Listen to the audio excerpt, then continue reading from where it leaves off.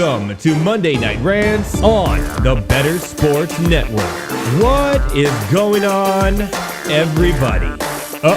Somebody has a case of the Mondays. Well, that's the way the cookie crumbles. And, well, Bob's your uncle. Rants on the Street with Thomas Stevens. Shout out to my producer, Tyler Heavy T. Soto. Boom.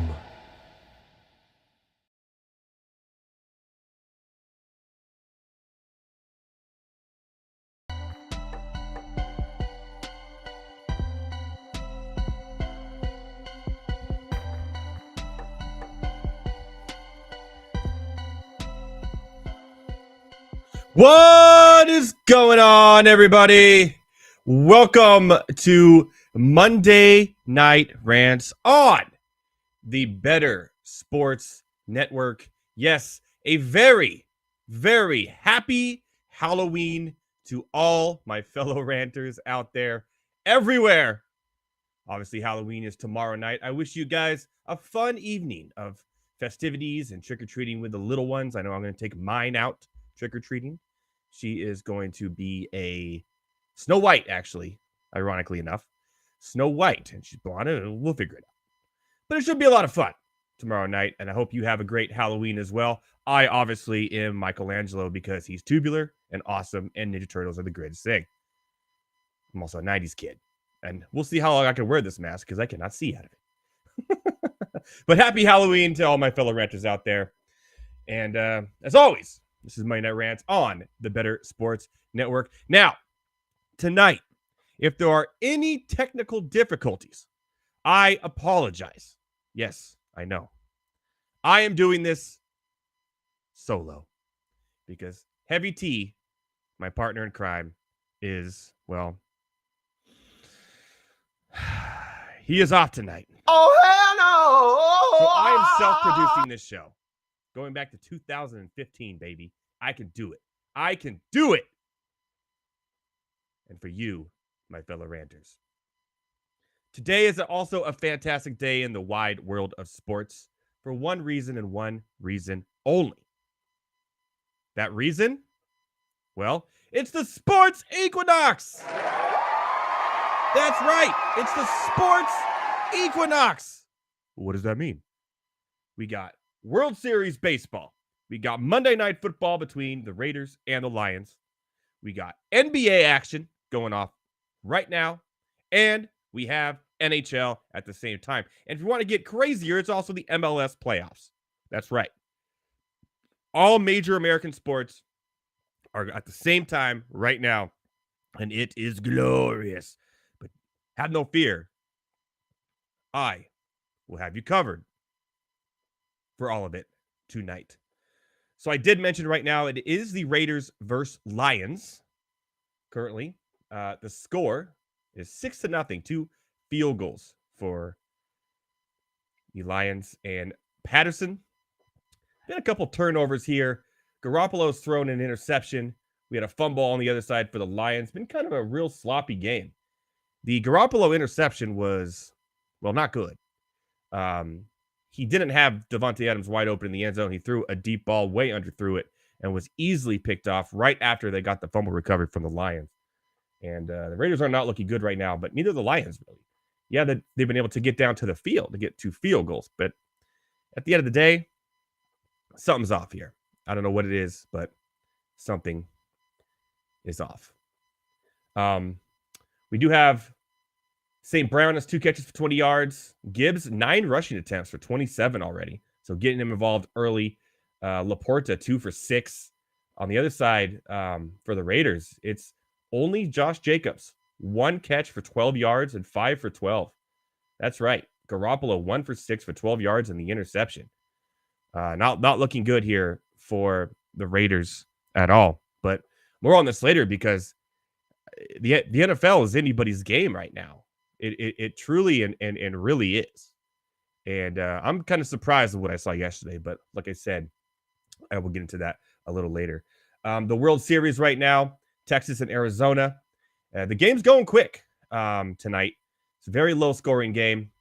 It is currently 3-0 Texas in the bottom of the 4th already.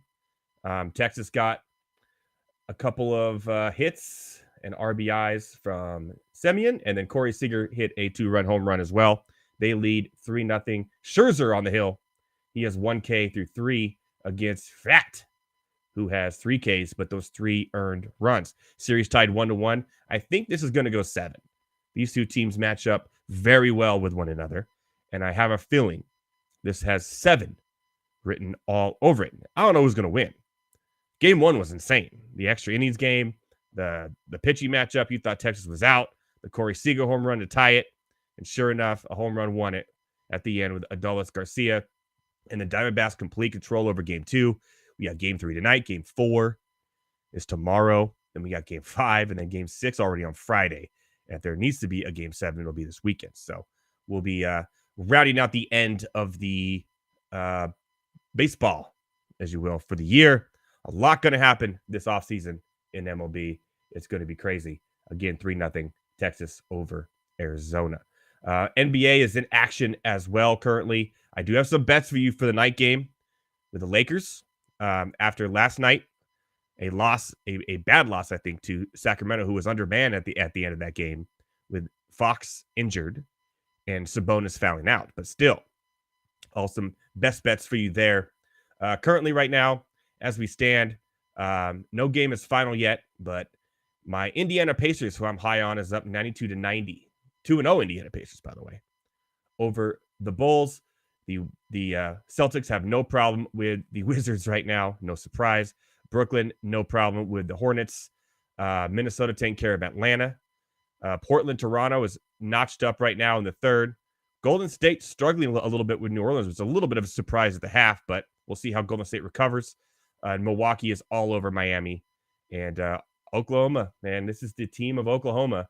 56-45 over the Pistons. And Dallas, 67 over the who's going to play for me today, Memphis Grizzlies, 67-61. We do have the Utah-Denver game about to tip off right now as well.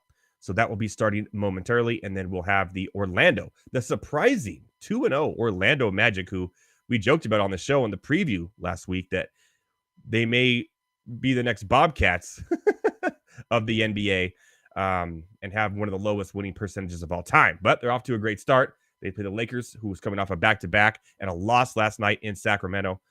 So it ought to be interesting. So let me give you some best bets that I have for that game tonight before we go into the rant lines here on Monday Night Rants. Currently right now, it is only because of the hot start for Orlando, and this is in Staples Center in Los Angeles. It's only -2.5. You say, okay, well, why? 67% of the public is on the Lakers. A lot, because thinking it's Lakers. They come off, but they are coming off the back-to-back. And Orlando has actually surprised some folks so far this year. Now, I tend to want to be on the public here with this because it just seems so, easy, right? -2.5, Lakers at home. Big loss last night against the Sacramento Kings. Now, Rui is out. LeBron James is going to play. So it looks like everybody is going to play for the Lakers. So there's no injury concerns. I don't know why this is -2.5. It seems almost too good to be true. Normally, I would say, okay, I'm going the other way here, going against the public and taking the 2.5. But Orlando on the road here. Yes, hot start at all, going to Staples on a pissed off Lakers team who lost last night to Sacramento and should have. I am going to go ahead and say, I'm going to take with the public. I know, Edward. I know. It's against my moral authority here. I'm taking the Lakers at -2.5. I think that's the best bet for tonight. Some other things you got to worry about here. The over and under at 219. I kind of like that to be under. I just don't know how Orlando is going to score enough points. I think this could get out of control, maybe at half. Maybe a bench situation in the fourth quarter. If that happens, 219 seems a little high for me. So I'm taking the under of the Lakers Magic game tonight at 219.5, with the Lakers covering the -2.5, which seems too good to be true, by the way, over at betmgm.com. MNRGuillotine.com. So there you go. A couple of props maybe I may like tonight. Point scores wise, not really. Benchero's at 18.5. It's kind of like right where it should be. I'd probably lean on the under here because of what I said. Game script, right? Game script for Orlando. Under for Benchero seems like the smart play here. So I would take the under on his points. And again, like I think this game's going to go, it's going to be one of those bench clearing. In the end, the Lakers should dominate. Then there's other players you want to take advantage of. With that being said, 20.5 for LeBron James. He's going to play. He's probable. I like the over on LeBron James on the 20.5. With that being said, too. So a couple unders, couple overs I like here. I like to mix it up. I hate when you go to a site and they just give you all these picks and they're all over. If you've learned anything from the NFL this year, it's that over is not hitting. It's the lowest totals we've had in the NFL in over a decade. And they're still hitting under at an alarming rate. They want you to bet the overs. Take some unders in there, mix it up. You'll find you'll be a more profitable bettor that way. So there you have it. Some other things here, or something I really enjoy, and you should probably enjoy too, because like I said, this is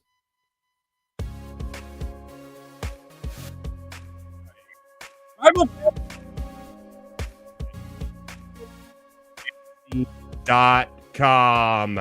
You can play bingo. I love fantasy bingo. It is the best.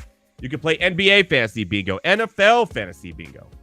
All the great fantasy bingo games over at rivalfantasy.com. The best part, deposit match up to $200 for new users and a complimentary first play voucher. That's right. Your first bingo card will be free when you go to joinrival.com/alarm. That's joinrival.com/alarm. Get your bingo cards in. They also have great matchups, a great, and I mean great season long that they launched this year. A lot of good things going on over there. So make sure you go check it out. If you love bingo like me and you want to check that out, go ahead to joinrival.com/alarm. Okay, there you go. See, this production is getting crazy, huh? No heavy tea. And next thing you know, it's off the rockers, if you will. You know what else was off the rockers? The Ngannou-Tyson Fury fight on Saturday. Now, I was excited about this. Woke up. I got some work done in the morning. I had my daughter's soccer game. It's like, I got to watch this fight. It's the battle of the baddest, for God's sakes. The battle of the baddest. I had to see it. Now, I think it was like minus 1,400 Fury odds pre-fight. So I got home. The fight hasn't started yet. Thank God for boxing and an hour-and-a-half intro to walk-ups. That was stupid. They both had to come out in crowns. They both had to dance around for a while. Ngannou was the slowest walker I've ever seen in my life. And then Tyson Fury was dancing around to like 8 different songs in a circle. They finally got in the ring and finally fought an hour and a half later. I'm not going to lie. Ngannou held his own, and I thought he won the fight. I really think Francis Ngannou beat Tyson Fury. Now, he knocked him down. He had the harder hits. Tyson Fury was bleeding from his head. His eye was swollen. No nick, no cut on Ngannou whatsoever. The stats were very, very close throughout the entire fight. One could argue Ngannou won even rounds of the 10 with a knockdown, which would make him the winner. However, the cards were off. Tyson Fury won by decision, and one card had it like him by 4 rounds. It was silly. Now, this top ranked, this ESPN, this the WBC want their moneymaker, their undefeated heavyweight champion, losing in a non-sanctioned event to Ngannou? No. Now it hurt. That's bad for business. But he lost. Ngannou won that fight. Good for Ngannou. It shows that he could actually play or box. It's not just MMA. The guy's the hardest hitter in the world. I was outraged. Nagano won that fight. Clearly won that fight. But, like I said, they couldn't have their moneymaker losing a non-sanctioned event. They got their money. And I want my money back.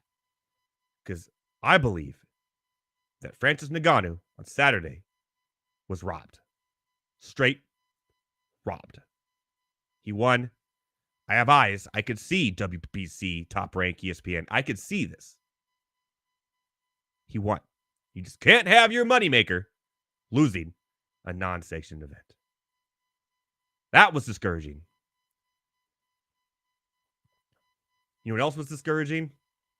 This. And we don't like that.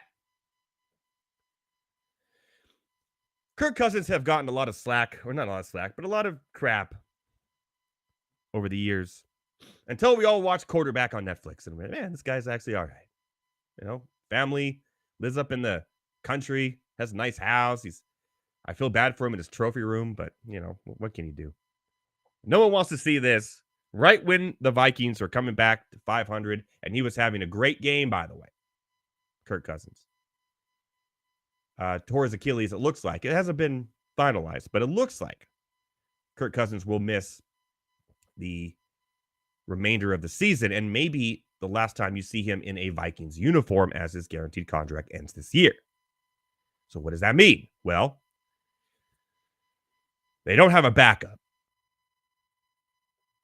They don't have any backup plan.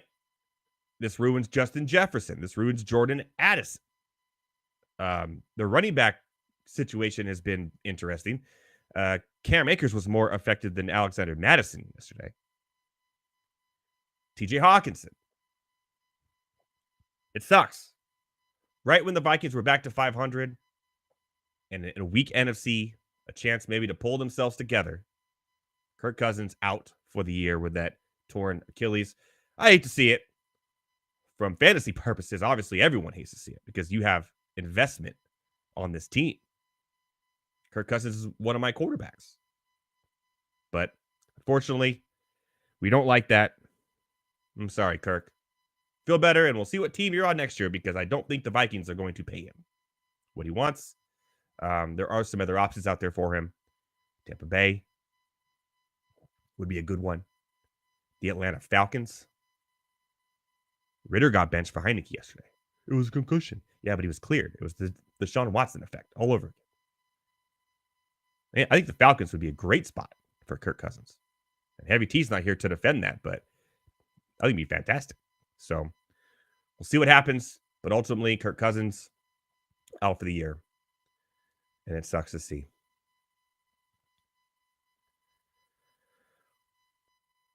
Levis, you a question.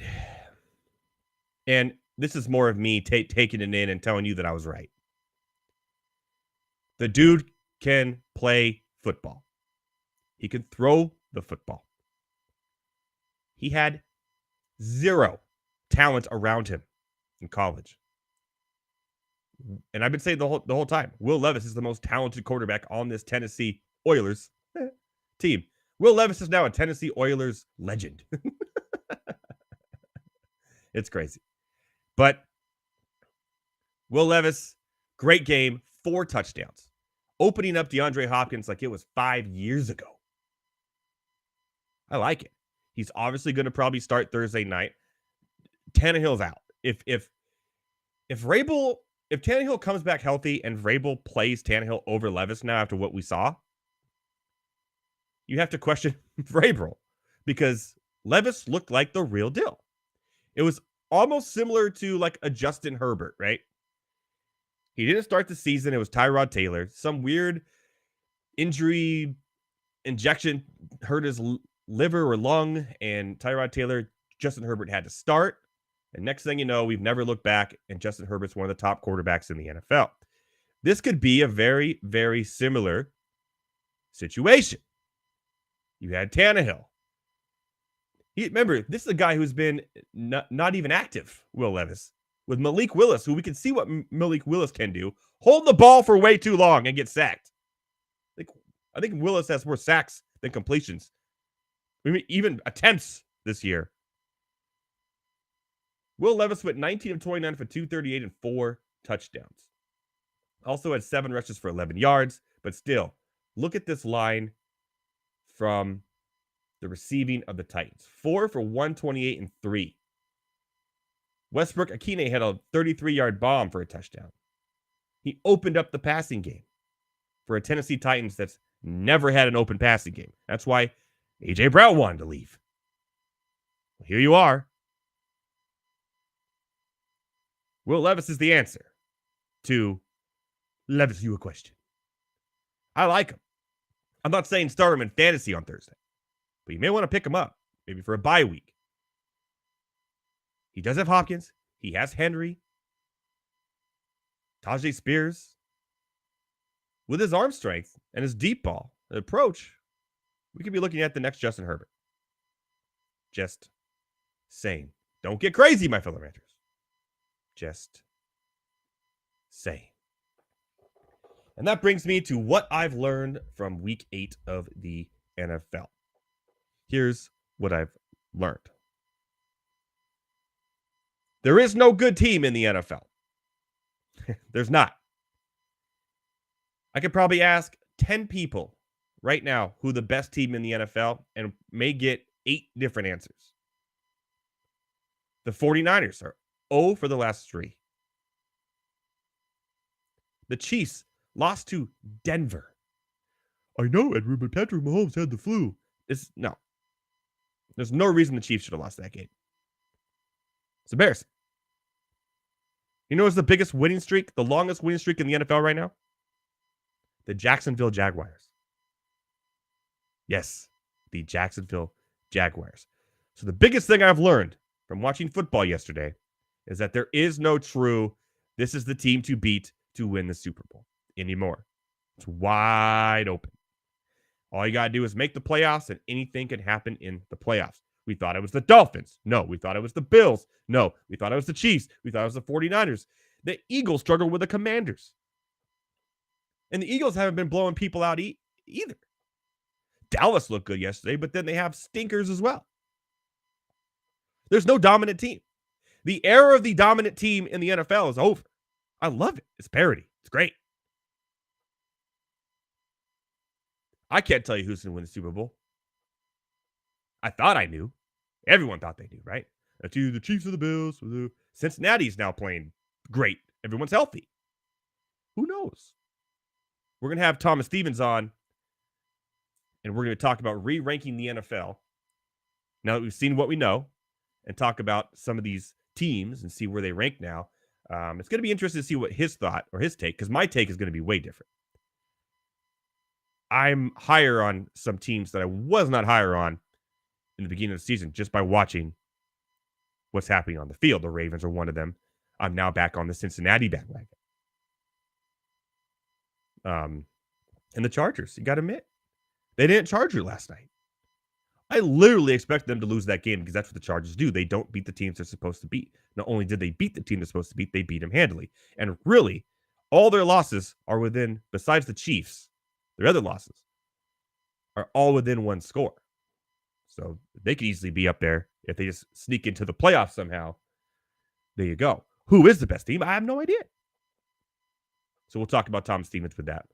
What I've learned is never underestimate the underestimation. I was high on CJ Stroud. I was high on this Texans team, actually, being a lot better than they were last year. They always have been. But I did not expect the Panthers to pull that one off. Now, it wasn't a barn burner. It was a low and slow game. 15-13. Bryce Young. Kudos to Bryce Young. Hasn't looked the part as an number one pick, but he was able to win the battle of number 1 versus number 2 in the NFL draft. I still think CJ Stroud will be the better quarterback in the end. But shout out to Bryce Young just for, all this, he doesn't look ready, or CJ Stroud is better than him, but coming out there at home and doing what he needed to do at the end of the game where it mattered most to beat the Houston Texans and CJ Stroud. I still give them one more game, maybe win, maybe. But I do expect them to be up there in the 1 or 2 pick, which goes to the Bears anyways. But this team is just not ready to be an NFL playoff team, and they won't be for some time. So shout out to that, though. Philadelphia was something, right? The Commanders, the Eagles, A.J. Brown doing his thing, 8 for 130, got his 2 touchdowns. Devontae Smith got involved too, but still struggling against the Commanders' offense. Sam Howell was the leading quarterback of the day. 397 yards, 4 touchdowns. He did throw an interception, which was about right for Sam Howell. But the one thing that I saw was this is a team in the Commanders who has given up 40 sacks in 7 weeks. A team that was on pace to almost get 100 sacks, crushing David Carr's record as a Texan. 1 sack for the Philadelphia defense. 1. They let Howell throw the ball. They couldn't get to him. Now, a lot of scrutiny on Sam Howell. But I'll tell you this. Here's what I learned. If they could rebuild that offensive line, get some good quality offensive linemen in there who's not getting hit every other throw, the dude can throw. The dude can play football at the NFL level. Sam Howell is an NFL quarterback. He makes great throws, good decisions. He just needs the time to do it. You could rebuild around him. He could be a franchise quarterback. So that's what I learned yesterday. Looks like the Joshua Dobbs era is over in Arizona. Now, respectable Joshua Dobbs filling in for a team we all thought would be the number 1 pick. Right? In the Arizona Cardinals. But they've been playing, I know they're 1-7, but they're playing their opponents hard. They lost 31-24 against Lamar Jackson and the Ravens. But again, playing tough, 1-score game. But Josh Dobbs will no longer be the quarterback because Kyler Murray is not coming back either. That's right. It was announced today that Clayton Tune will start for the Cardinals until Kyler is ready. I give it 1 week. But get your Kyler Murray pickups or get him ready to go because in a couple weeks he's going to be rolling. And I kind of like what this. By the way, Trey McBride is the real deal. He's going to be a top 5 tight end in the NFL. 10 receptions, 95 yards, and a touchdown. Only 2,800 on DraftKings was a steal for me in my double ups. I won them all. Shout to Fantasy Alarm for that one. And my boy, Andrew Cooper. They were on it, as always. So we got Clayton Tune, and then finally, Kyler Murray shall return for the Cardinals. And more on the Niners later when I do Case of the Mondays, because we all saw that. We all witnessed it. McCaffrey's keeping the touchdown streak going, but there's another streak going wrong, and that's losing. And Purdy, now he did throw for 365 yards without Deebo Samuel in the lineup. So it wasn't like he was struggling. He just turns the ball over at inopportune times now. That's his biggest problem. Has been turnovers the last 3 weeks, which wasn't never a problem for Purdy since last year. So, good coach. I don't think it's a situation. Now, I know they got Sam Darnold on behind him, but you want to talk about turnovers. Have you met Sam Darnold? So, I think you still stick with Purdy, but just change up the play calling a little bit and maybe to get something going there. And getting Deebo back will definitely help. The only thing I'm mad about, before I go to break, my boy Juwan Jennings' streak of over on longest reception finally came to an end. That's right. Monday Night Rants, we've been hitting Juwan Jennings over on longest reception for every week since week 1. However, even though Purdy threw for 365 yards.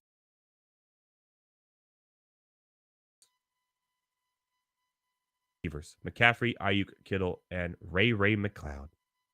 Killing our Juwan Jennings love and streak here on Monday Night Rants. All right. We're going to go to a break here if I can figure out how to do it. And when we come back, we're going to have Thomas Stevens joining me for Rants on the Street. And then we're going to talk about re-ranking the NFL teams after what we've seen through 8 weeks. It is still 3-0 Arizona. It is now 9-0. So shout out to all you Riley Patterson owners out there for the Detroit Lions. I'm sorry, 9-7. Wow. We're having some fun here. I forgot a touchdown. The touchdown was a Josh Jacobs run. So shout out to Josh Jacobs owners. He got a touchdown. So it's 9-7. A minute 34 left in the second quarter. About to go to halftime here. The Lions are driving around midfield, though, to try to put some more points on the board before we call it a evening. So I'll get Thomas Stevens in here. Again, no Tyler Soto tonight. No heavy tea. So I'm doing the best I can here on Halloween to make this scary. After the break, Rants on the Street, Thomas Stevens.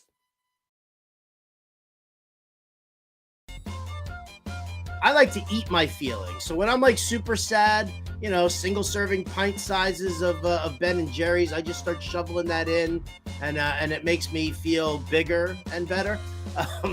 But so let's eat our feelings here. What we're gonna do today is we're gonna talk football players, food. We're gonna pair them up. Who is represented by what food? All right, I want to just shout out Hal Alexander in there for CMC. Christian McCaffrey is Rocky Road ice cream. A little bit of everything. Yeah, does it? Going Hal. I like it, man. You know it. I love me some Rocky Road ice cream. Bijan Robinson prime rib. You know what? Bijan Robinson prime rib with a baked potato and some cream spinach on the side. That's what I'm talking about. That is the King's dinner. And Bijan Robinson, I don't care if the dude from The Athletic says only 301, touches. You know what? In honor of Card Sharks, I'm going to say, guys, that I think that number is going to be a little bit higher there for Bijan Robinson. So get your knife, get your fork, you got your steak, you got your Bijan. Yeah, that's what's up. You're on death row, and they say you get one last meal, and you just say Bijan Robinson. Bijan Robinson. Yeah, I'm totally down with that. Love it. I got to jump in on one real quick because Mr. Scamper said Kareem Hunt is candy corn, and I actually had a player, Tyler Boyd, was going to be candy corn for me, and basically it's that nobody likes it, but it's always there. It's always there, and somebody always puts their hand in and grabs some and has some, and they're like, well, and afterwards they're like, why did I eat that? That's Tyler Boyd. He always gets drafted, and he's just kind of there, and nobody knows why. Nobody knows why they take him. Nobody knows where it comes from. Where does the candy corn even come from? Like, it's just there. It's just there.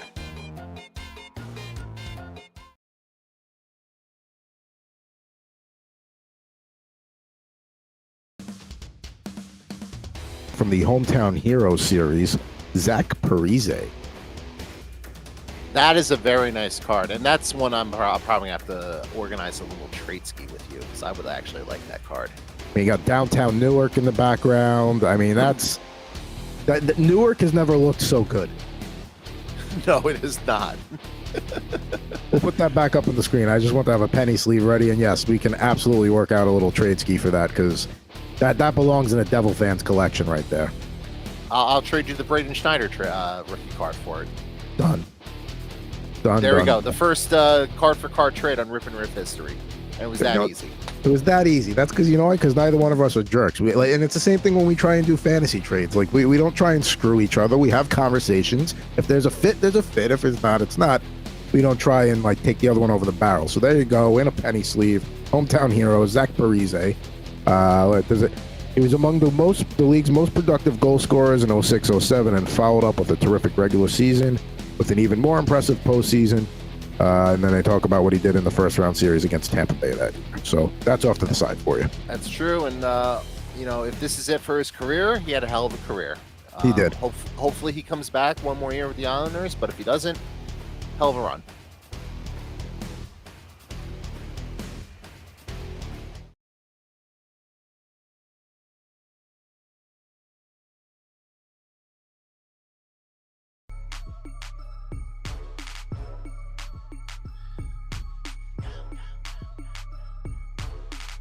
Happy Halloween, everybody. Welcome back to Monday Night Rants on the Better Sports Network. We're going to have Thomas Stevens here joining me for Rants on the Street. Look at him, all festive as well. I love the Halloween spirit. Yeah, I'm a Ninja Turtle. Yes, sir. Michelangelo. Yes, sir. Nice. I like pizza, and I like saying the word tubular. One of the most goated movies of all time. Yeah. Great. By the way, the one that came out this year, the Seth Rogen one, I took my daughter. She loved it. I loved it. I haven't seen it yet, but I low-key don't want to.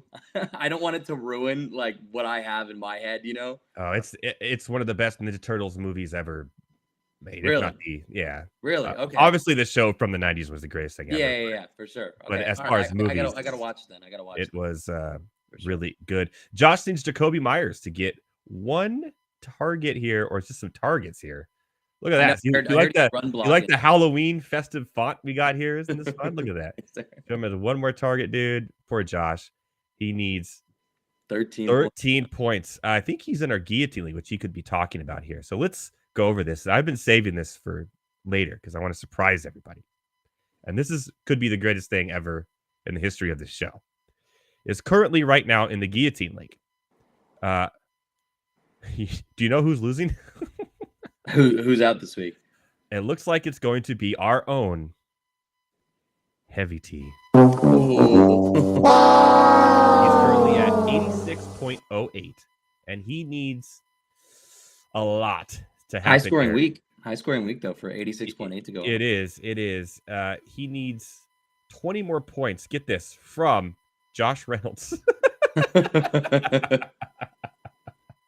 So now there was just a touchdown thrown here to Sam Laporta, 6 for 44, and that's what happened because he was actually only 5 points behind Matt Sells. But Matt Sells got the Laporta touchdown right now, pretty much taking Heavy T out. Now there won't be a eulogy tonight for Heavy T, and here's why: because I have to write his eulogy. That's the rules. When he went out, I have to write his eulogy. The best part is next week on the show, he lost a bet to me earlier where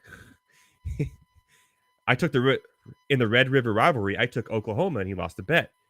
He is going to be dressed up like a pickle as I read him his eulogy. So stay tuned next week, my fellow ranters. It's going to be a lot of fun. And by the way, shout out to Matt Deutsch too, who is with me on the Levis. This font is great. It's so festive. I love it.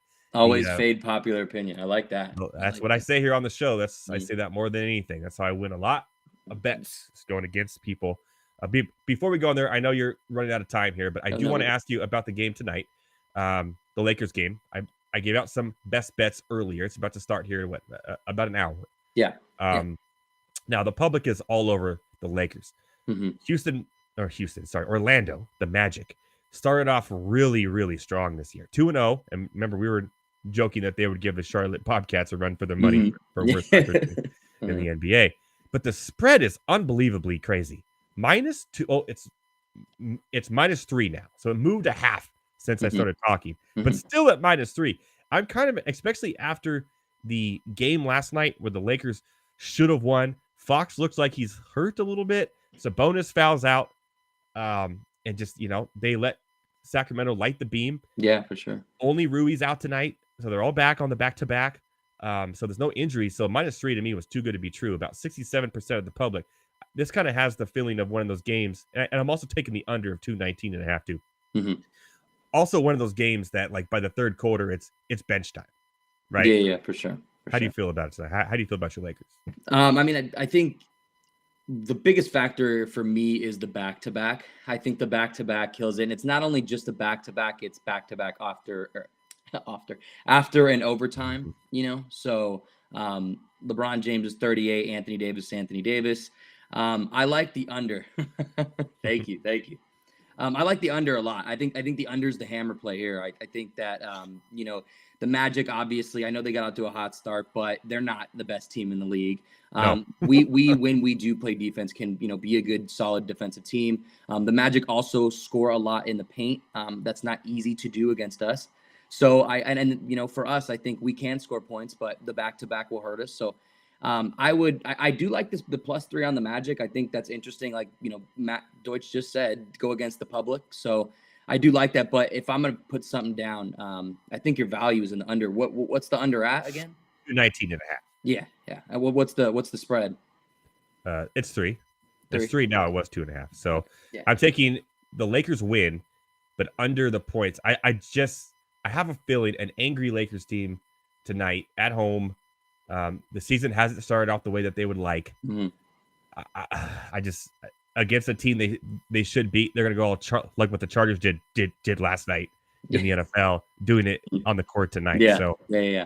I'm going with it, and No, I mean I like it. I think it's the easy answer for sure. I just my thing about this team is shooting. And that's how it's been about 4 years now. Is shooting, and so my problem with the Lakers right now is I need to see somebody else besides Taurean Prince consistently make an outside jumper, and that's crazy to say. And that's not going to last. My name is Taurean Prince. I just named not going to last. Prince. Yeah. Yeah. So I like the under, but the spread should hit. I mean, let's be real, right? Lakers Magic, but we'll see. Okay. Well, let's jump into Rants on the Street here. I know you got 5 questions. We didn't do it last week because we had our NBA preview. Mm-hmm. But let's see what we got tonight. Yeah. And I'm sure it's all over the board now because remember, it is actually all over the board. Happy sports equinox, everybody. Yeah. NBA, NHL, NFL, yep. MLB World Series, and even the MLS tonight. Great day to make money. It's the sports equinox the day before Halloween Eve. So let's get to Rants on the Street. Let me give you a cheer. Thank you, my friend. Yeah. Number one, dude, we're starting off something that we usually never talk about, college football. And I don't know if you saw it, but this is going to be a hilarious question because for me, it's a very easy question, but I'll let you answer as an Oregon Ducks fan. What's going on with USC, man? What's wrong with USC? What's wrong with the team, coaching? What do you see? How much time you got? First of all, they're still ranked in the top 25. Stop it! 49 points to Cal? Mm-hmm. You barely beat Cal. Yep. 50-49. You're still in the top 25. Thank God the college football rankings are coming out tomorrow because they are not going to be in them. Mm-hmm. I will tell you that right now. USC will not be in the top 25 of the rankings that matter tomorrow. There's no way in hell. And if they are, I will chug a pint of mayonnaise next week on this show. Live. Just as Heavy T is wearing his pickle outfit and getting a eulogy from me. What's going on here? This is like old Nickelodeon. We are entertaining. Double Dare. First of all, their defensive coordinator is trash. Mm-hmm. I think he came from Oklahoma. Oklahoma's defense was terrible when he was there. Mm-hmm. I think he also coached Ohio State, and like for 1 year where their defense was terrible. Their defense is just terrible. Yeah. They don't know how to scheme anything. If you can't scheme Cal or Colorado, if they let Colorado come back on them. Yep. I mean, every team. I mean, seriously. Arizona. Yeah. Like this is a problem, right? And they have Oregon in 2 weeks in Eugene. I think they're going to get absolutely smoked. Like Colorado, Oregon status. Well, Oregon's been smoking everyone except for Washington, and they shot themselves in the foot in that game, right? With the 4th downs not converting and the missed field goal, and obviously, and by the way, Washington looks broke too ever since that game. They're still winning, but not like they were. More on that later when I talk about the rankings, but USC just sucks, man. Like, let's be real. Like, Caleb Williams is good, right? I still think he's a good player. They did lose Jordan Addison to the NFL. Their running game has been very hit or miss, but it's all on the back. The entire team. with no defense is all on the back of Caleb Williams, and Mhm. defenses know that now. And you have tape now, right? Yeah. You have tape of this offense. You have tape of this defense to say, here's how we could exploit them. Every single team has exploited the defense, no matter who they are. That's a problem. Yeah, for sure. So No, yeah, 100%, man. I agree with you 100%. It's real simple. It's exactly what you said. It's Caleb Williams and nobody else. You know, they have good offensive pieces. That I've seen. There's a lot of explosive players on their offense, and that's one of the reasons, you know, obviously Caleb Williams, but they do score 40 points per game. Their offense is not a problem at all. And if they had even the slightest of a defense, they would be a solid team. But they, I mean, like, although Washington. yeah, legit. Yeah. You know, I went to the USC game the other day, last week against Utah, man. And it was, I'm sorry. yeah, legit. It was off. I have not been to a USC game in a long time. I'm a fan. I was excited, and I don't know what I saw. I don't know what I watched. There's not one playmaker, in my opinion, on that defense. Not one. The penalties are through the roof. They are completely, you know, just they're not structured well. The coaching is just awful, which leads to penalties. I feel bad for Caleb Williams, man. I do. If I'm USC and if I'm Caleb Williams, shut him down. Why do you need to play? Lincoln Riley's a fraud. Yeah, Lincoln Riley. How many Heisman hopeful quarterbacks has he had at Oklahoma or on his roster, and how many times has he actually won? Like, yeah, no, 100%. I agree with you. And another big thing with, you know, Lincoln Riley with me is this is kind of interesting, and me and my friend were talking about this. When I watch USC play, it reminds me a lot like Buffalo. You know, it's like there is not a lot of like Lincoln Riley drew up a great play. Here's the first read, throw here. It'll be wide open because Lincoln Riley knows. No, it's Caleb Williams looks for Lincoln Riley's, you know, route or whatever it was drawn up for. It's not open, so Caleb Williams extends it for 15 more yards or runs or throws 40 yards. And, you know, so Lincoln Riley, man, and USC was chanting it. So, you know, Lincoln Riley needs to start getting looked at a little more harshly than he does, 100%. Remember last year, they actually had a chance to go to the college football playoffs, and they blew it.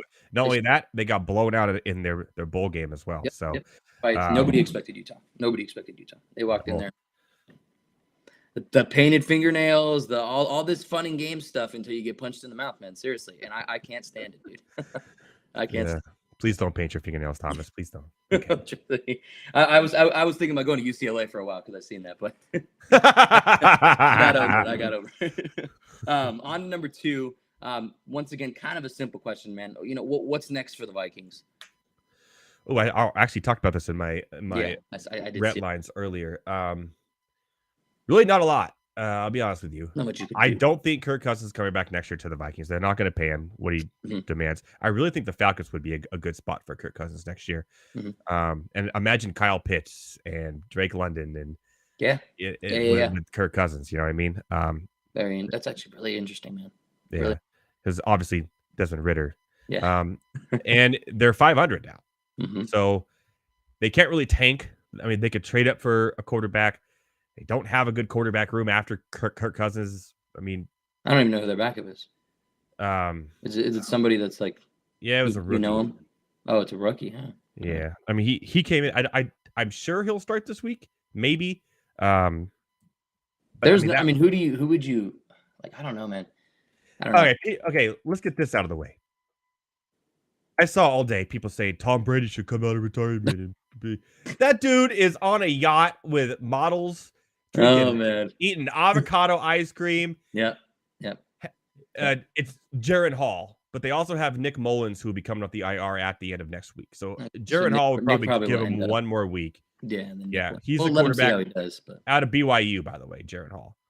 We know how well BYU quarterbacks do in the NFL. Not named Steve Young, but it's a Zach Wilson dig. Everybody, come on. But Nick Mullins probably in 2 weeks should.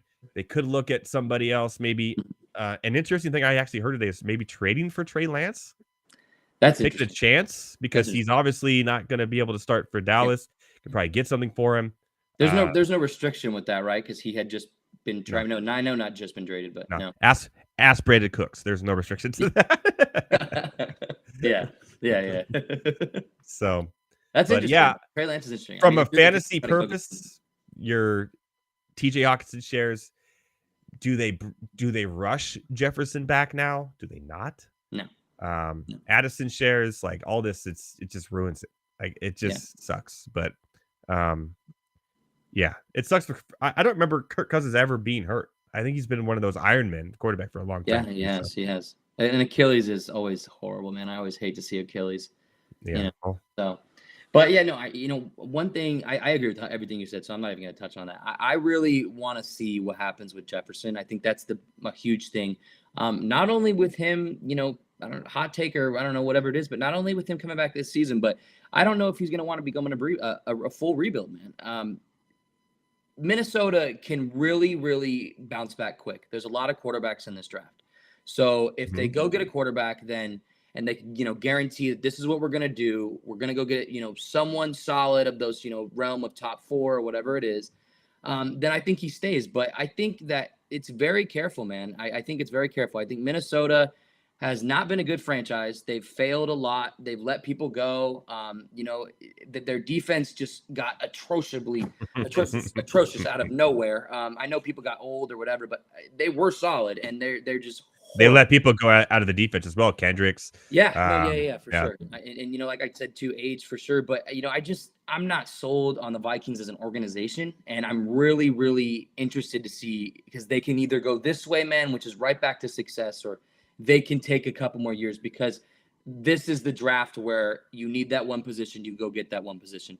But like you said, too, defense is such a big miss that it's like, man, we go get a quarterback, and then we miss out on all the first round players, in the defense, and then we also give stuff up to trade up. And so it's really interesting. They're going to save a lot of money with Cousins. Yeah. When he leaves, they will have a lot.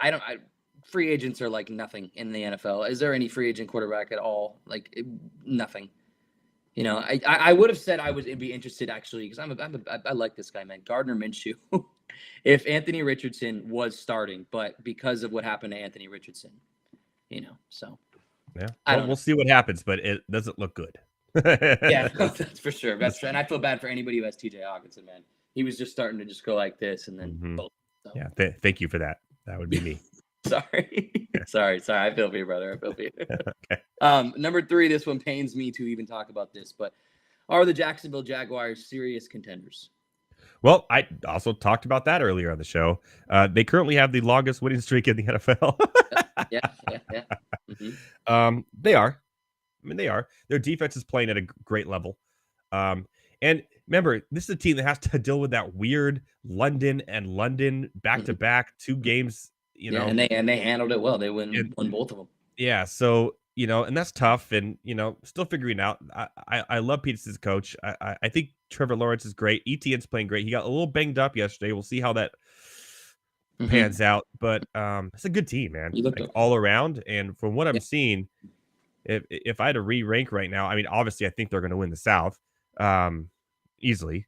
Yeah, they can do wonders. And you just got to hope that Patrick Mahomes has the flu in the playoffs, and they should be good. But I like them. I think they are contenders. Yeah, no, I'm right there with you, man. I think that with discipline and with being a playoff football team and Trevor Lawrence continuing to develop, this could be the best offense in the league, no doubt. I mean, there is 100%. There is just weapons. I mean, everywhere. Yesterday when I was watching that game, if it wasn't Evan Ingram, it was Christian Kirk. If it wasn't Christian Kirk, it was Calvin Ridley. And if it wasn't Calvin Ridley, it was Travis Etienne, which has been the big dog for them for 4 Zay weeks. Jones is not even healthy. Imagine when he comes. Zay Jones wasn't even there. Exactly. So, for me, it's all about discipline. It's all about, can you go into Arrowhead and be a more disciplined team? Can you get less penalties? Can you cause those turnovers? Can you sack the quarterback? Those little things that Andy Reid preaches, and why Kansas City, obviously besides Mahomes, is so good. And that's one of the things also I want to shout this out, that Cincinnati does very well in the playoffs. They tune it up. They really start to fix everything towards the late season at a perfect time, very disciplined, and so I think that's the only thing that holds Jacksonville back besides the pass defense. Their pass defense is not good. Yesterday, there was even flashes where you saw when obviously Kenny Pickett was healthy. Kenny Pickett was healthy. where they destroyed the corners. George Pickens was down the field. There was open plays, just missed throws, whatever it was. And that's against a very bad offense, especially in the first 3 quarters. So I'm worried to see about the defense. I want to see what the defense can do, but with that offense, really sky's the limit. And Doug Peterson is a great coach. It's going to be interesting. I'm not going to lie. It's going to be really interesting. Yeah. Real quick before we go to the next one, how do you feel about Deontay Johnson coming out and saying the refs blew the game, and it was just a really awkward, weird interview? Yeah. I don't know. I think look, like there was 2 calls that were absolutely absurd to me. Absolutely absurd, and it needs to be looked at, in my opinion. One that, like Tomlin said, he hasn't seen in 17 whatever years it was of coaching. That offsides on our offensive guard on a field goal kick is beyond me. That is absolutely wild. And then the second one, my 140-pound, 160-pound corner lands on Trevor Lawrence's perfect hair, and it is a roughing the passer. A 260-pound It is good hair. It is good hair. It is good hair. A 260-pound linebacker slams my quarterback into the ground and fractures his ribs, whatever the hell goes on, and completely lands on not just his bottom, but his top. And there's no call. And then, we missed the field goal, blah, blah, blah, blah, blah. But with that all said, there was chances. There was chances to score. Deontay wants to talk about the refs. How about we talk about the first play of the game dropping a possible touchdown? That was a possible touchdown. That's been his biggest thing his entire career. Yeah, he has a case of the dropsies. So, and I think the defense is played great. And I think that's what happens every week is, unless we score some points, our defense tires out, man. Your defense is out there the entire game. So I think there's many things to point at besides the refs, but there was some crazy calls that need to be looked at for sure. That was absolutely wild. Yeah, that's one of the biggest things being talked about is the refereeing this year in the NFL and how bad it's been. Definitely felt a little Jags money line from 3 of the refs. I'll just say from 3 of the refs, 1 in particular, but 3. We have a player down here for the Raiders. It looks like, and everyone's on their knee. And I know Garoppolo just got sacked, so I'm hoping it's not him. But it went to commercial break, so breaking news when we get back from that. But let's go on to the next question in the meantime. Yeah, number 4, we're gonna go switch all the way to the NBA. I know you're gonna love this question. I know you're gonna be quick with this question too. Are the Nuggets too good for everyone? They're pretty damn good. I mean, a lot can still happen, right? Injuries. Oh, it looks like it was Khalif Raymond who's down on the field. Injuries can happen at any given moment. You never know. But that's like I say with fantasy too, when you're drafting, don't give a shit about injuries until they happen, right? Just draft the players as the best players because injuries can be fluke. There's some players where it's, like Mike Williams, where it's guaranteed one every year. But for the most part, this is a very healthy team. And so I'm taking that aside. They are. I mean, I said Milwaukee would get off to a slow start, but they've actually looked good as well. And they're up by 25 right now over the Miami Heat. So they'll be 2-1, right? Yeah. But yeah, Denver, man, they just look like the same as there wasn't even an off season. It looks like they just played the NBA final game last week, and then they're still playing. But sure. We've been talking about that, right?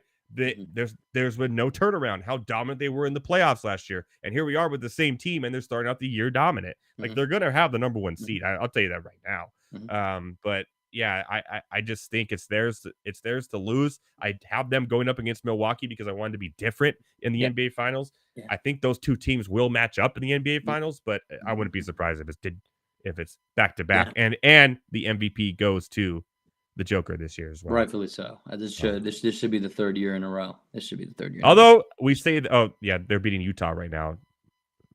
Look, like when I watch Denver, man, it's beautiful. It is beautiful basketball. It is everyone is involved. Plays exactly. Yeah. Everyone's involved. There's perfect defense.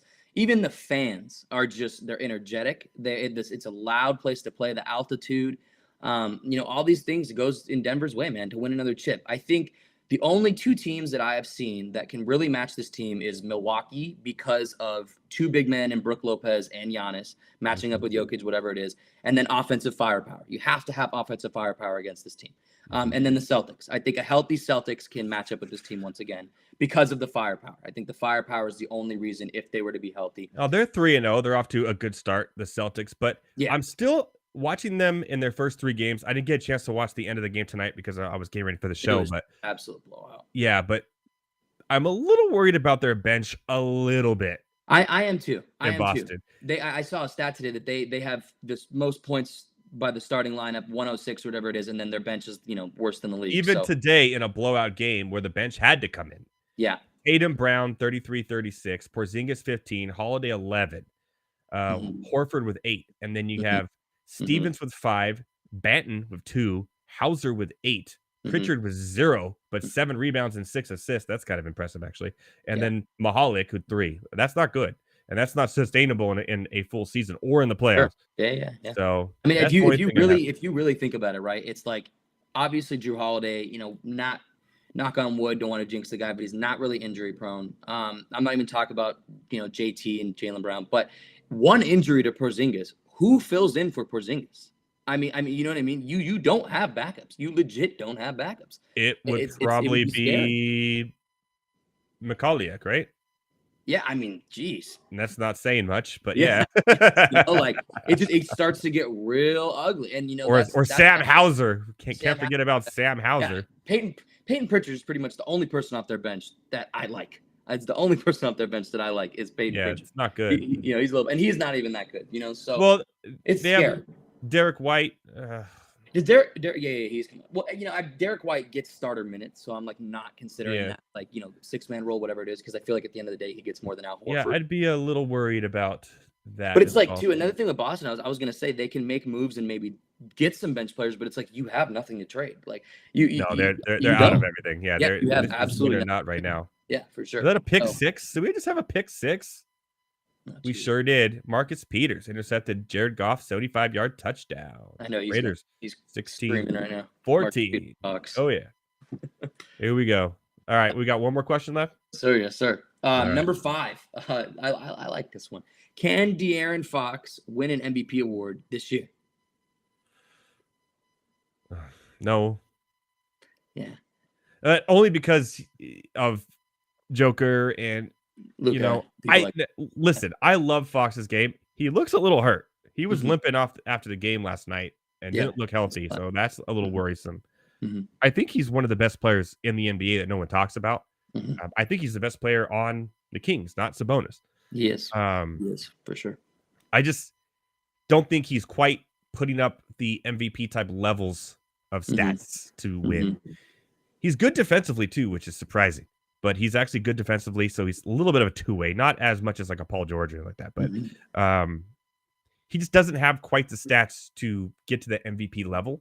I don't think he ever will, but he's going to be one of those great players in the NBA for a long time. That is always up there in All-Star games conversation. Yeah. But it's just when you have the Joker, when you have Doncic, when you have all these other players, it's really tough to win an MVP award. Yeah, for sure. But I love his game. I always have. He's a baller. I was a little worried when he first came in. He was a little slow off the gates. His first 2 years were kind of like, okay. His jumper was questionable. His second year, he fixed it a little bit, and now he's playing at an all-star level. And like I thought he could. And I like his game, and I like what they're doing there in Sacramento. And they're going to be young and good for a while, but I don't see an MVP. I agree. I think there's one reason for me, and that's because of a man named Nikola Jokic. I'm going to be honest. I don't see really anybody winning this award. I know they can't just, continuously give it to him, but I mean, if Denver continues to be Denver, right, that checks off the team category. Boom, done. Your team's the first seed, team's the second seed, whatever it is. Then your individual categories, you're averaging a triple-double. I mean, you're unbeatable, and no one could guard you. You're the slowest guy in the league, but yet somehow you're the quickest, and you're this genius and stepping off one leg. And it would take the Sacramento Kings to have to be the first seed. 100%. And De'Aaron Fox is the leader of why they're the first seed for De'Aaron Fox to win MVP. That is the only way De'Aaron Fox can win MVP. And I swear to God, man, without De'Aaron Fox, I don't see anybody. Last year, I don't think Embiid deserved that award. I think they did it because they know they cannot continuously give it to Jokic. And so the award is going to be dominated by this man as long as they keep that core together in Denver. 100%. And I could see, shall we say, 90s Bulls type comparison of how many champions? Man, it's harder to keep people together nowadays, because people get so much more money and stuff. But the team is great. I mean, it's so good. They have their sharpshooter. They have their 3-and-D. They have their Aaron Gordon slashing, defending, rebounding, Jokic, the all-star, Jamal, the little, not Braun, but, D Wade, it's that one step down. And it's just, it works. And the coach, Mike Malone, he's a great coach. He talks quietly. He backs up his teammates or, his team. And, the organization did a great job, man. I thought they were going to lose a lot more than Bruce Brown, and they didn't. So bye-bye. See you later. You are. And I want to give you props too, dude. The Christian Braun, that plug-in piece, you were big on that, and he has plugged in absolutely perfectly. I mean, absolutely perfectly for that team. So that's right. 90s Bulls. It's crazy to even say that nowadays, but you never know, dude. I mean, you never know. Well, the Warriors got close. If they didn't lose that series in 7 to LeBron and Cleveland, they'd be up there. But yeah, it could be a three-peat here. No, yeah, for sure. And like the major difference between, the Warriors and Denver is obviously Denver does have a, decent sized payroll, but the Warriors, I mean, it was way more. It was 4 all-stars, you know what I mean? So you couldn't keep that together because of the payroll. You might be able to keep this together. I mean, seriously, like it's 2 all-stars and role players. Really good role players. Really good role players. And if you can keep them on this wagon, no one's going to want to leave. I mean, geez. Yeah, I don't think Aaron Gordon wants to leave, and he's like, no, hell no. He's not getting this value right here that he's getting out of his career is he's a top of the line role player too. Like exactly. It's like, so yeah, no, I love it. For sure, man. All right, man. Well, I know you got to get on going. You're already dressed up. Got to go see some of your people and have a nice little Halloween Eve get together. Yeah. I got to finish the show. We'll see how long I go. I don't know. No heavy tea. I'll be watching for about 30. I'm going to talk some college football and some rankings and some NFL stuff and do my case of the Mondays and then go into my merry way tonight. So we'll have some fun. Well, thank you for joining me. We'll see you next week. It's going to be fun because Heavy T will be dressed as a pickle. And he'll have a eulogy as well. So enjoy your night. Enjoy your Halloween. Give love to your family from me, man. I will. Love everyone over there. Back at you. We'll talk to you next week, my friend. All right. Later, man. Later. Thomas Stevens rants on the street. Always, and I mean always good there. What he brings to the table. All the questions you could ask, by the way, it's at Better Thomas on Instagram, at Better Network. But what I got to tell you is this. Oh.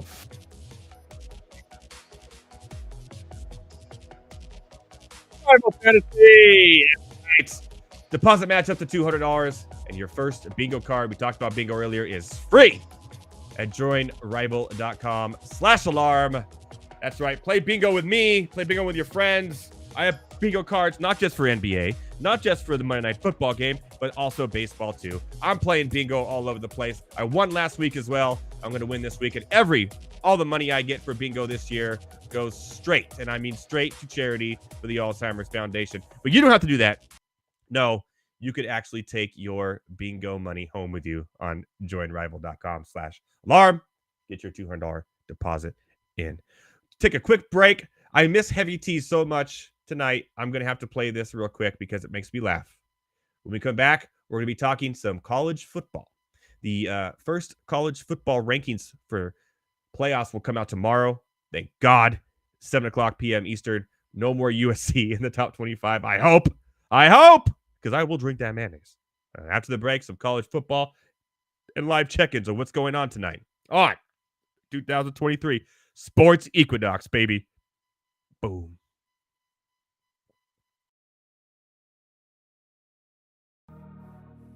The Bears have to be one of the most inept franchises of any sport I've ever seen in my entire life.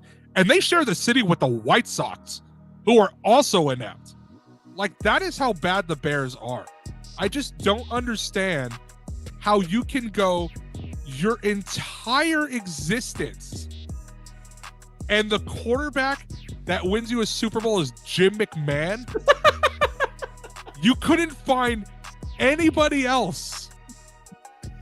They don't have a good history with quarterbacks, and they let him be the quarterback for a long time, too. Deshaun Watson and Patrick Mahomes right there. Mm-hmm. And you drafted Mitch Trubisky. They were right there. I there's a lot of pain in being a Falcons fan. The Bears are one of the teams I could argue they might have it worse, and they have a Super Bowl.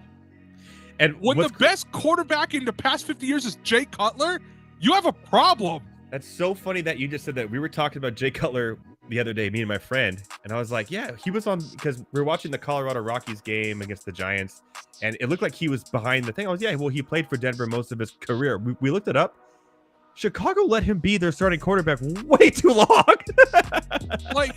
Here's the thing, too, is that Jay Cutler wasn't bad. Like, he was erratic. He wasn't terrible, though. The poor man's Brett Favre. I'm taking him over Justin Fields. I'm sorry. Yeah, I would. But yeah. Jay Cutler led that team to an NFC title game. Yeah. That they lost to Green Bay.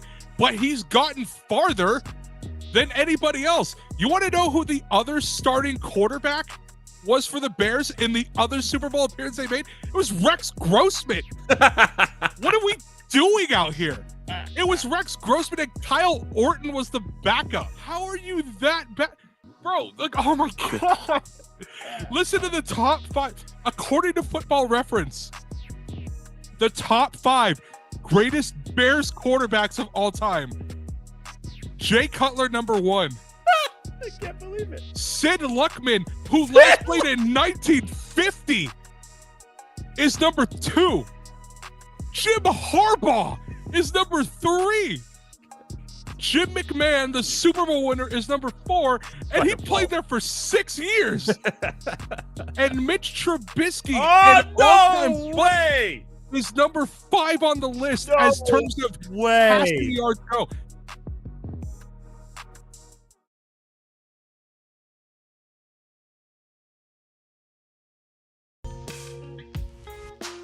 All right. Welcome back to Monday Night Rants, the spooky edition. Happy Halloween, my fellow ranters and everyone out there. Thanks for joining me tonight. We are going to talk some college football. We are going to do live look-ins, but I have to do one thing first. I have to, because I don't get to do this ever, because it is the sports equinox. That's right. Every major American sport on at once. Currently right now, Jamar Gibbs, though, is having a game. Could be the real deal. If you held on to him, congratulations. There it is. But I'm going to run down and give you the scores. All the sports going on right now, because it's a beautiful day. It's time for celebration. It is 16-14. The Lions over the Raiders. They have second and goal from the 4. Looking like they're going to maybe get at least a field goal, maybe a touchdown here to extend their lead. That is fantastic. In baseball, it is still 3-0 in the top of the 8th of the third game of the World Series. Texas looks to be in control here in Arizona. Go up 2-1. And then we have basketball, baby. Couple of finals to note. Chicago beat my Pacers. They came back to win at the end. A little disappointed, I'm not going to lie. 112-105. Boston 126-107. Brooklyn dominating the Hornets 133-121. And Atlanta coming back against Minnesota to beat them 127-113. And Portland 99 over Toronto 91. And Scoot Henderson 11-4-7. So Scoot, not as good as a start we would thought. He struggled a little bit, but hey, my Chet Holmgren Rookie of the Year pick is looking really good right now, people. Really, really good. Oklahoma City up 109-92 over the Pistons right now, and Holmgren is 14-4-3. He's outscored and out-rebounded Wemby so far this season. Just say it. I'm just saying. Memphis 106, Dallas 117, and of course Denver, we talked about it. They're up 13 at the half. And we're going to go it because it's the Equinox, baby. It's the Equinox. Hockey, baby. Hockey. Boston beat Florida 3-2 in overtime. Carolina beat Philadelphia 3-2. Anaheim, my mighty Ducks of Anaheim, baby, beat Pittsburgh in Pittsburgh 4-3, giving the Ducks over 500 for the first time this year. After losing their first 3, they're 5-4. That young team is looking good. Seattle, the Kraken, 4-3, and the Rangers 3 in overtime over Winnipeg at 2. I did it, baby. We did it. The Equinox, all the major sports, all the scores. We'll never be able to do this again for at least a year. It's awesome. It's fantastic. And I love it. Jumping back in, though, I think we went to commercial. I don't think they scored.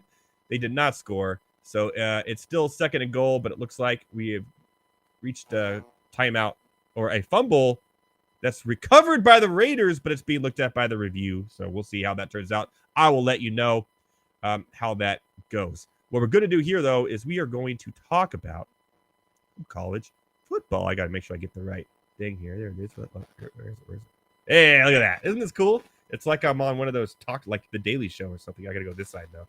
Hey, college football rankings right here. College football rankings right there. There you go. I love it. These should never let me produce on my own. I've come up with some crazy stuff. That is for sure. So tomorrow night at 7:00 p.m. Eastern. Again, I'm always really honest with you guys, my fellow ranters. Really, really extremely honest with you. And I got some terrible news.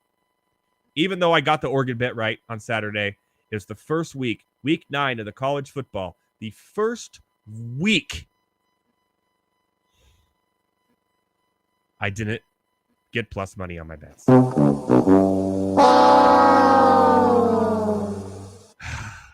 I lost $2. I still did really well.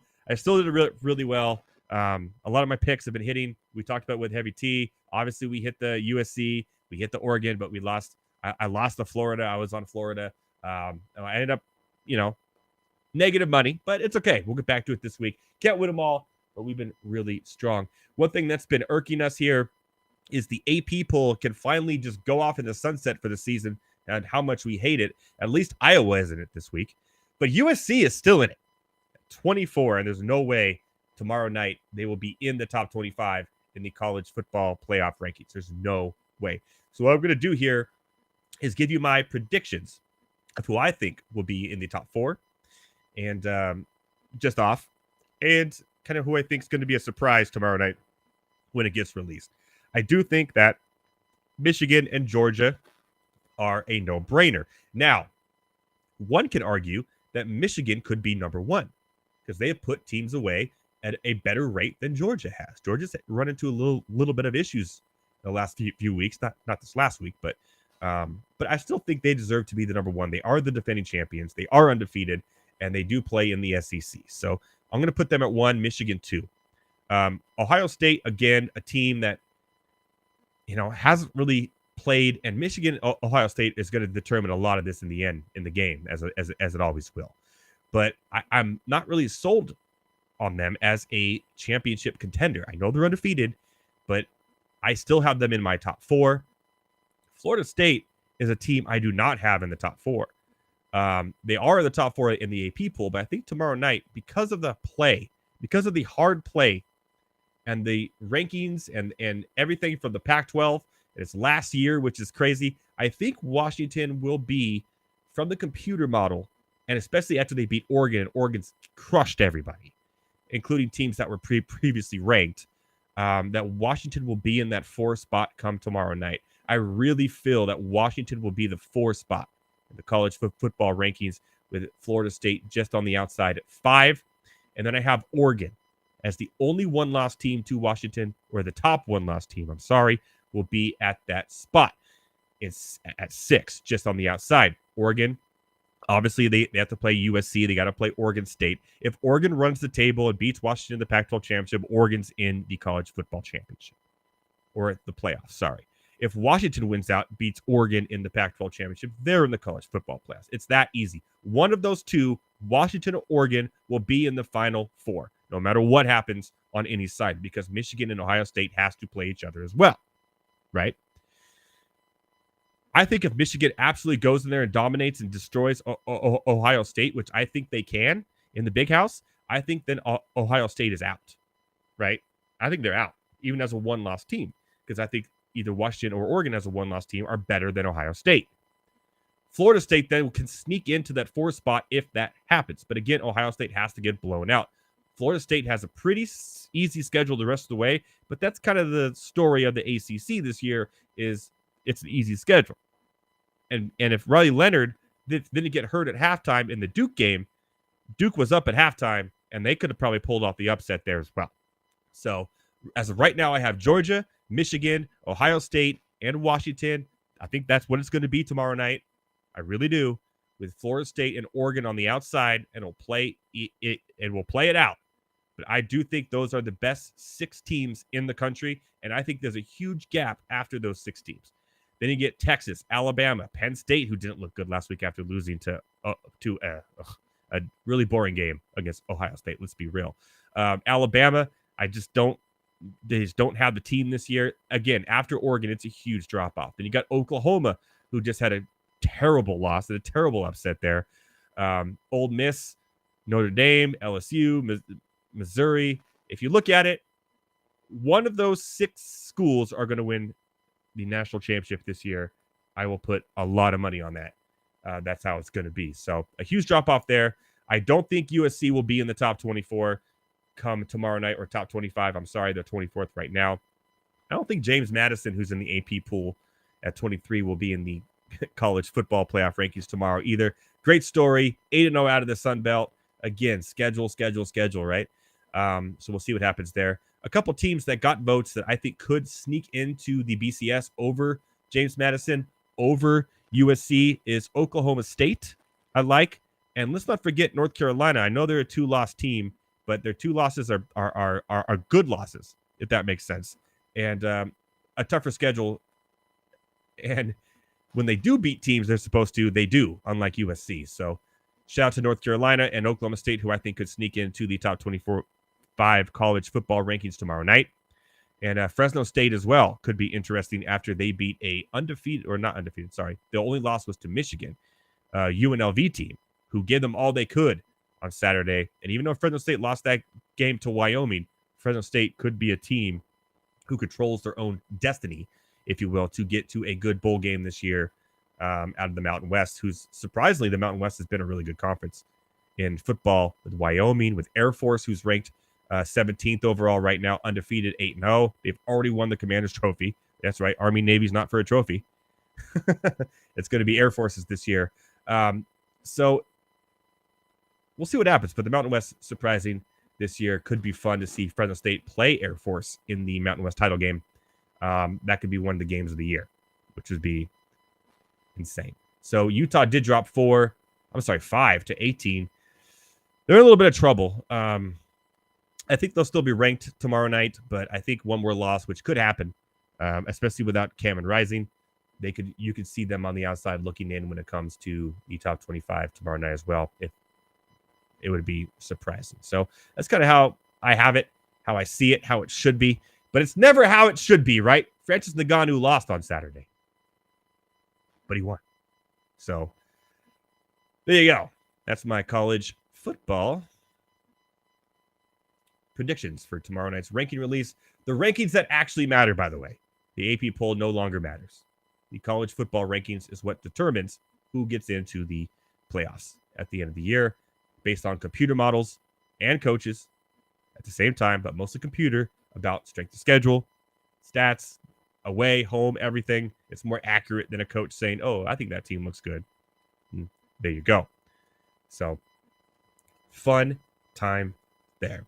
Before I get in the case of the Mondays, we'll probably call it an earlier show tonight, just because I don't have Heavy T, and we can't do What Say Ye, Heavy T. We have no eulogy tonight, even though it's funny that Heavy T is getting kicked out of the Guillotine League tonight. It's pretty much official, which is absolutely insane on its own right.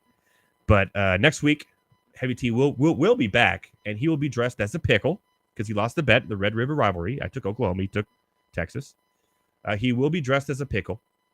We will do What Say Ye, Heavy T, and I will give him his eulogy. I didn't mean to Dr. Seuss that up, but they'll happen next week. So make sure you come back next week to Monday Night Rants on the Better Sports Network and get in where you fit in, as Too Short would say. Next week is going to be a lot of fun. So going over what we learned earlier in the show in the NFL, I'm going to re-rank teams based on division, where I think we stand now. And a lot of teams in the NFL that we thought we knew who they were, in the words of But they are who we Dennis thought they Grady, were. And we let them off the hook. are no longer, right? For example, we thought that the 49ers were going to go. The only game they had that was worrisome was the Eagles. If they lose the Eagles game, they could still go undefeated the rest of the way. Well, that turns out not to be the case. They've lost the last 3 and haven't looked good doing it. Purdy, I still think Purdy's fine. But we kind of got to look at that and go, okay, maybe they're not the team we thought they were. Because currently, right now, they're not even first place in their own division. The Seahawks are. And the Seahawks, even though they had a good year last year, a slow off-the-gate start this year, they've now won 2 in a row, and they're 5-2. That's right. The Seahawks are 5-2 and in first place in the NFC West. So you gotta look at them. And they made their defense better today with the trade with the Giants. The Seahawks defense is nasty. It's really good. Witherspoon's been fantastic. Reek's been unbelievable. If they put everything together and Geno Smith plays like he did towards the end of last year, this Seahawks team, there's no reason why I can't say they can go win the Super Bowl. So I got to move them up in my rankings, right? I got to re-rank them. I think the Seahawks currently right now are the 3rd best team in the NFC. Yeah, I really do. Their defense got better today before the trade deadline, which is tomorrow. But by the way, the NFL trade deadline is the worst of all sports trade deadlines. Nothing really ever happens. Brandon Cooks may get traded. That's about it. That's a joke. He probably won't this year. But every other year. Derrick Henry is probably not going anywhere. No one's. It's it'll be stale, but it's always fun to wonder. I still think the Eagles are the best team in the NFC. But now you got to look at the Cowboys, who were 5-2 at a very impressive win yesterday. I was a little low on the Cowboys at the beginning of the season. Then it got lower when the season started, and they got blanketed by Arizona. But now, after a good win against the Chargers, a comeback win, and a great win over the weekend, I had the Cowboys as my number 2 team in the NFC. That's right. I have Eagles, Cowboys, then Seahawks. Then I have the 49ers, and then I have the Lions. That's how kind of I re-rank it. And I didn't even have the Lions my top 10 at the beginning of the year because I thought the Packers would be better. I was wrong. So in the NFC, I got Eagles, Cowboys, Seahawks, 49ers, and Lions as my top 5.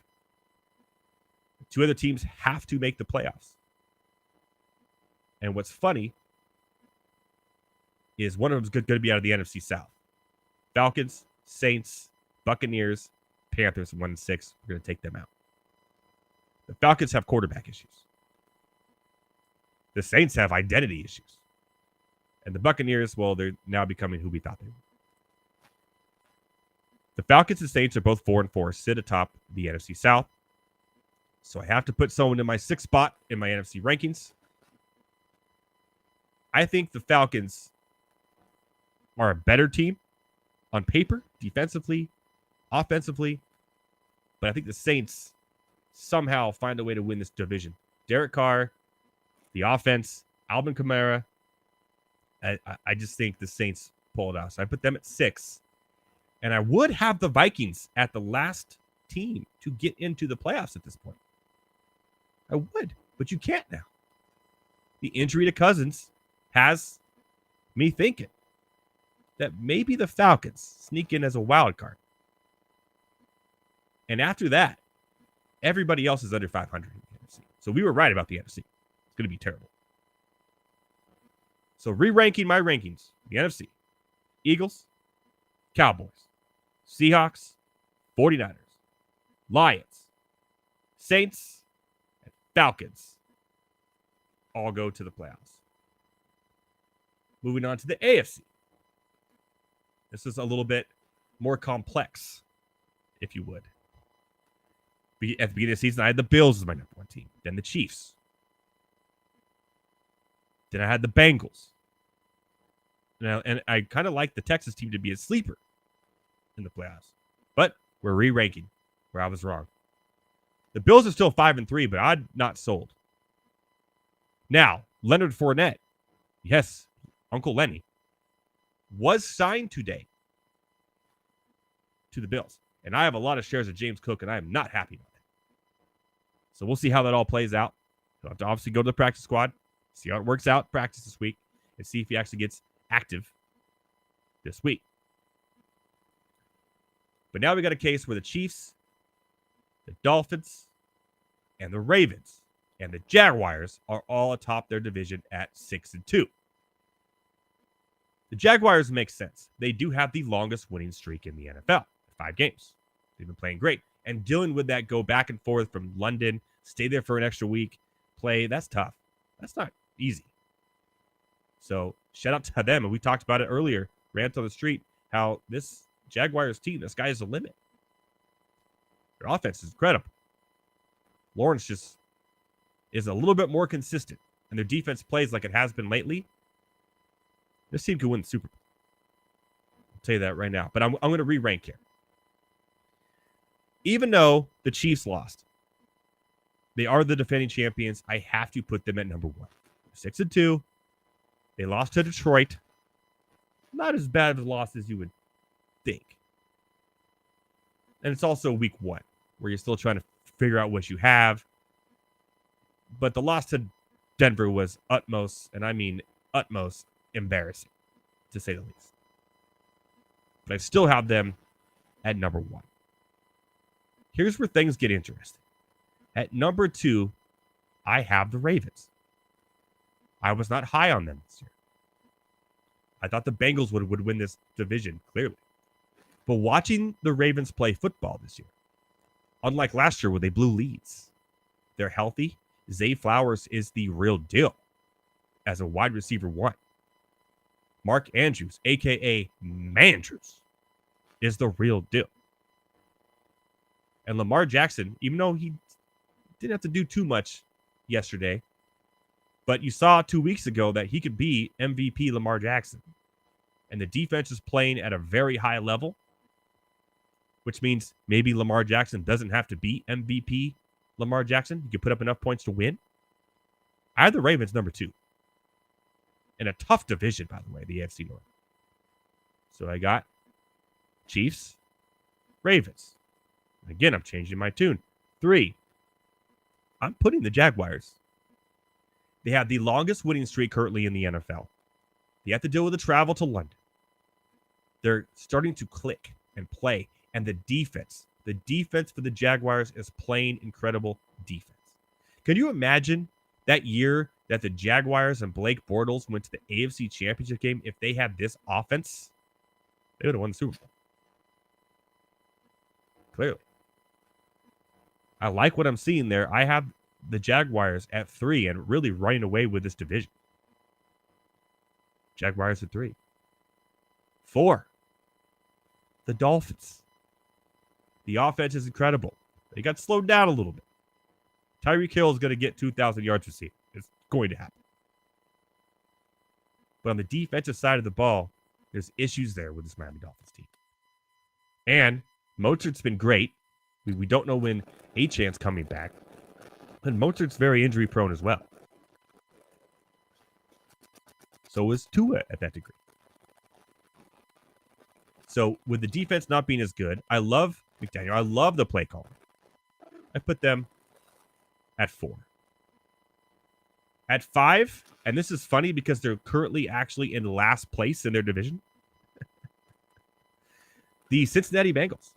Quietly, after a slow start, like every year, the Cincinnati Bengals are 4-3.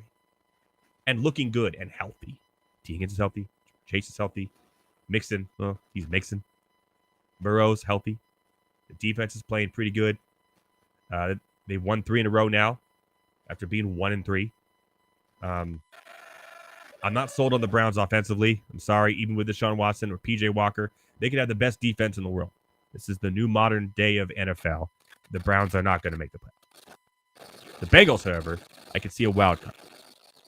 So I have the Bengals at number 5. 6 is the Bills. Yeah, I know. They were my number 1 team at the beginning of the year. They were.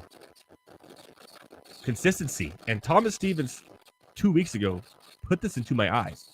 And now when I watch the Bills play, I see it, and you will too. They have no identity other than scramble, scramble, throw it far. That's all Josh Allen does. And if there's no one far, he runs it.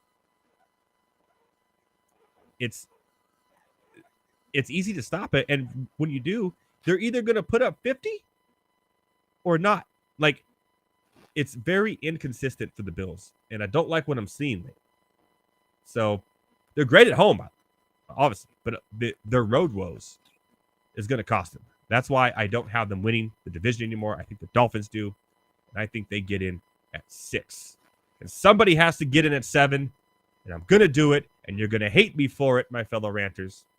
But after what I saw last night and how close some of these losses have been, I do think the Chargers sneak into that 7 wildcard spot. Why I still have them ranked 7th in the AFC.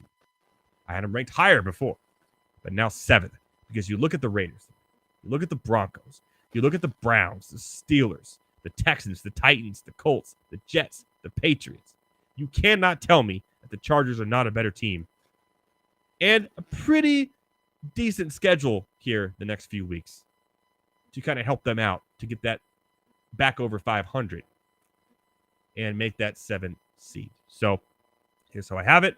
In the AFC, by re-ranking the teams after what I've seen, number 1 is still the Chiefs. Number 2, I got to give it a shout out with shout outs due to the Ravens. Number 3, I love what Jacksonville is doing. Number 4, the Dolphins. Number 5, the Bengals. Number 6, the Bills. Number 7, the Chargers. I think those are the 14 best teams in the NFL and what should, from what I've seen, clear the, or not clear, but be the playoff field in the NFL this year. All right, like I said, we're probably going to call it a little bit of an early night because we don't have heavy tea tonight. And I know you guys want to get into this game. It's currently 23-14 now. Gibbs, by the way, I said he was balling out. Jahmyr Gibbs has 22 rushing attempts for 142 yards and a touchdown. Jahmyr Gibbs, not to mention 5 for 37 through the air. St. Brown over 100 yards. Laporta, 8 receptions for 57 and a touchdown. The offense for the Detroit Lions is here. And shout out to you Gibbs owners who finally got the big day you were looking for. Well, you did pretty good last week, too, in the second half. So 2 straight good weeks for Jahmyr Gibbs. Looks like it's starting to pay off, like I said. On the Raiders side of the ball, Jimmy Garoppolo is 6 of 14 for 62 yards in the fourth quarter and 1 interception. That's right. Austin Hooper leads the team in receiving, 2 catches for 19 yards. Mayer 1 for 19. Josh Jacobs 1 for 12. Devontae Adams 1 catch for 11 yards. Hunter Renfrow 1 for 1. Jacoby Myers, put him on a milk carton because he's missing. I'm sorry, Josh, from earlier, who needed him to get 13 points. It ain't happening. I think Garoppolo is... I think they should just put O'Connell out there and see if he can develop the rest of the year. Why not? What do you have to lose? I guarantee you O'Connell can do that, if not better. I think the Garoppolo experiment in the NFL as a whole, as a starting quarterback, should be on. By the way, his interception was absolutely terrible. Underthrew a deep ball to Devontae that was an easy interception. It's Jimmy G right off in the sunset, my friend. We no longer want to watch you play football anymore. There's my eulogy for the night. Not for the Guillotine League, but for Jimmy Garoppolo. All right. Like I said, we're probably going to call it a little bit of early night tonight. I will do one last thing before I go. as I always do. And we're going to have some fun with it as well because I think I got a cool image. I'm not sure. Or do I? Hey, there it is. Everyone's favorite every Monday night. Sounds like somebody's Check got it a out. case of the Mondays. Case of the Monday. And boy, did we have some good ones this week, didn't we? We sure did. All right, let's jump into it. Case of the Mondays, this Monday, the 30th of October. Number one. And by the way, this is the first time this team has been on Case of the Mondays ever on my show, and I've been doing this since 2015. The Kansas City Chiefs. Touchdown favorites in Denver. After silencing Russell Wilson and Sean Payton in primetime just 2 weeks ago. The reigning Super Bowl champions, the Chiefs. Ugly, ugly, ugly. Patrick Mahomes, 2 terrible interceptions.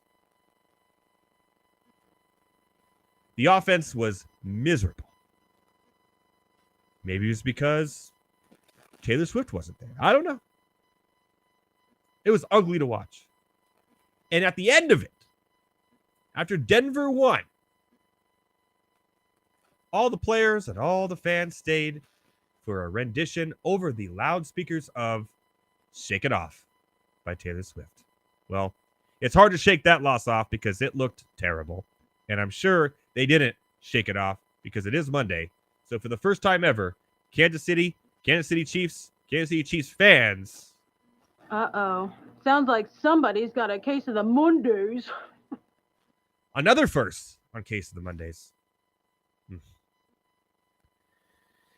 It used to be pretty good, but now it looks pretty bad.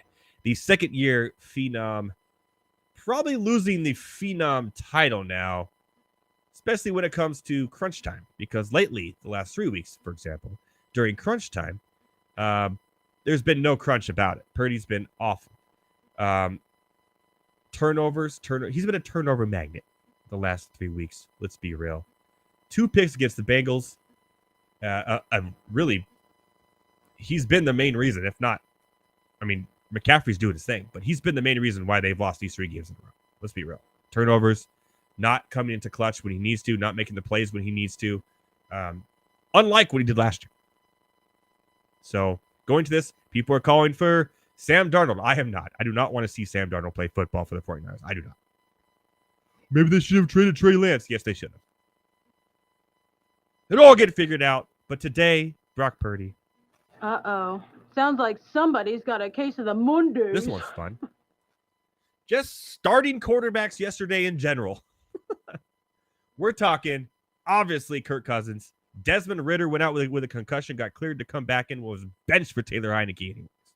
Kenny Pickett left the game with a rib injury for Mitch Trubisky, who threw 2 interceptions to nobody's surprise. By the way, top 5 Bears quarterback of all time. It's true. Tyrod Taylor had to go to the hospital. Poor guy, man. Poor guy. And Matthew Stafford, also a thumb injury. I'm telling you, it was a bad day for starting quarterbacks in the NFL. And I just named like 5 of them. There's more than that. Obviously, say Mahomes, Purdy. So half the league yesterday, a starting quarterback, all of them today, whether it's being hurt or just letting down your fans. All the starting quarterbacks today. Sounds like somebody's got a case of the Mondays. And this one is really fun before I let you go off into your merry Halloween Eve night. I just had to do this. I had to. I'm not talking about the Jets, players, coaches. I'm not talking about the Giants, players, coaches. By the way, Kevin Thibodeau was not offsides. That was insane. More on the refs every week that we do this show. Who really has the case of the Mondays? Anybody who watched that game. It was terrible. It was the Battle of New Jersey, really. The Battle of Newark.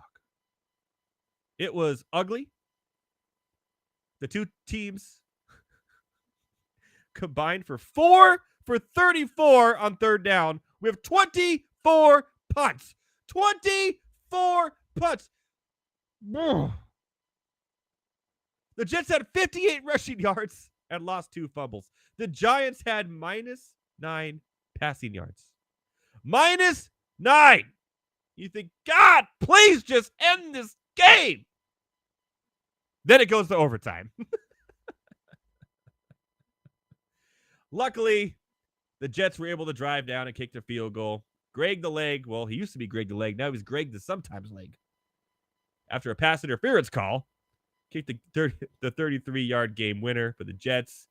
But so shout out to the Jets, by the way, who are now 4-3 after losing Aaron Rodgers to 4 plays. So shout out to them. The Giants are in trouble. Tommy DeVito out of Illinois, not the answer at quarterback if Daniel Jones can't come back. It looks like Tyrod Taylor is going to miss some time anyways. The Giants are done, man. It's over for them. So, but they don't have a case of the Mondays. The Jets don't have a case of the Mondays. Anybody who had to watch that game has. Uh-oh. Sounds like somebody's got a case of the Mondays. There you go. Arizona was able to score a run here in the top of the 9th. There is 2 outs, though. It is 3-1. It looks like it's going to be Texas here. 1-2 count. We'll run you through the end of this real quick before we go. And then we'll call it a night. The 52-yard field goal attempt here to make it 26-14 with 10 minutes left, pretty much putting the Raiders in trouble. And like I said, Garoppolo can't do a thing. And by a thing, he cannot do anything tonight. Austin Hooper's your leading receiver at 2 and 19, and you have Jacoby Myers and Devontae Adams on your team. That is a problem. Going over to the NBA real quick before I go, I want to let you know that we did put bets down on the Lakers-Orlando game. It just started. It is 10-8 Lakers. I like it that it's 10-8 because it looks like the under, which I was really high on, over the -2.5, which I thought was surprising, is going to hit. As far as some of the props go, I like Banchero on the under of points. So far in the first quarter, he has 0. So that's looking good there. And as far as LeBron James, he also has 0 as well on the over. But for the most part, it's looking like, I know it's the NBA. It doesn't matter until after halftime. I get it. But I like the way this game is playing out in the under favor and also the Lakers favor as it goes. So I'm going to be watching that. I'm going to be watching the NFL. Hopefully the Raiders can come back and make it a good thing, but it is the Raiders after all. Oh, what is Monday Night Rants without Raiders slander? What can I say? But I do want to say one thing before I go out tonight. I want to wish you all very safe and happy Halloween. Enjoy it. Spend the time with your kids. Take them out trick-or-treating. It's one of the best things you can do as parents. It is so much fun around here. I'm going to get up tomorrow and put stuff out in the smoke machine and eerie music and have a lot of fun with my daughter and my family. Have some pizza, obviously. That's why I'm dressed like a Ninja Turtle. I hope you guys have a fun Halloween as well. And stay safe out there for sure. Next week on Monday Night Rants, it's going to be a doozy. It always is, but next week, really. Heavy T is going to be back. He's going to be dressed as a pickle. A pickle. Because he lost the bet. Remember, he had to eat a pickle. He almost threw up. He had to drink pickle juice. He did throw up. And now he has to dress like a pickle. And he officially has pretty much lost the Guillotine League this week, which means I'm going to be giving the eulogy next week to Heavy T as we wish him farewell in the Guillotine League here at Monday Night Rants, which, by the way, rave reviews by everybody, even people who are out of it already. I know on the Dynasty Nerds last week, me and Heavy T played the prank on Garrett where we showed his eulogy during one of his breaks, and he took it well, but he was saying on the show how much fun he was having. And I already have people who want to get in next year, but I'm telling you, we can only have 18. You only have 18 people next year, and I don't think any one of the 18 are going to drop out. If someone does, we will open the spot. I guarantee we will open spots. We'll have a drawing or something, but it is one of the funnest leagues you will ever play in. It's the Monday Night Rants Fantasy Football Guillotine League. It's a blast. So I'm already looking forward to next year. I'm trying to win this year, baby. Looks like I'm safe this week as well, even though Patty Mahomes did not have the flu game we thought he would have, which is sad, but it's okay. What can you do? Thank God for Alvin Kamara and Brandon Ayuk as well. So looking good there for one more week. I know Heavy T is not happy about it, but we'll talk to him about that next week. So next week, everybody, Monday Night Rants, the bet will be paid for Heavy T. Monday Night Football is going to be the Jets and the Chargers. Another Charger Monday Night Football game. Whew. My heart can't take it, but we're going to have some fun. And, of course, no baseball. That should be ending this weekend, but we'll have NBA best bets as well. And I think I have something in line for a really, really special guest next week. I'm working on it. I think will really, really be fun. And we're going to have some fun with it as well. And I know Heavy T wants to bring back his game show, which was a blast doing as well. I would think I may make him do it next week because he's going to be dressed as a pickle. I think that would be fun as well. So come back next week. Monday Night Rants, Chargers, Jets, NBA, a lot more. From myself, from Heavy T, wherever he is tonight on vacation, chilling, probably on a yacht with some models eating avocado ice cream just like Tom Brady. At least I hope he is. From Tom and Steven, thanks for being a good sport. He dressed up for Halloween as well. Let me see your Halloween costumes, everyone. Tweet me, DM me on Instagram. Thank you so much for putting up with my Instagram videos as well each and every week. It's been a blast doing those. From everyone here at the Better Sports Network, from myself, Edward Raus, we'll see you next week, my fellow ranters, on Monday Night Rants, your favorite Monday night destination. As always, shout out Taj McGowan. Boom.